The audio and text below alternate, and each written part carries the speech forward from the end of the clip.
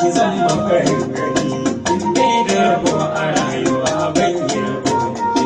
Mai suna na rake ka zama farin gani in dai da rabo a rayuwa ban yi rabo da kai ba.